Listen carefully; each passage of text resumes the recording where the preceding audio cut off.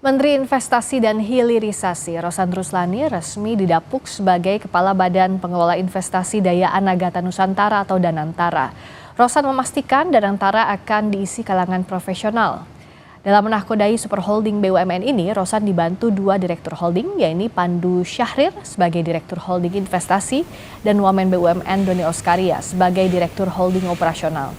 Rosan bilang BPI Danantara akan dilengkapi struktur organisasi berlapis mulai dari Dewan Penasehat, Dewan Pengawas hingga pemantau. Dalam menyusun organisasi BPI Danantara, ia akan dibantu tim independen untuk melakukan seleksi. Pesan Bapak Presiden memang untuk memastikan bahwa tim yang dipilih adalah benar-benar tim yang harus profesional dan memang kompeten di bidangnya.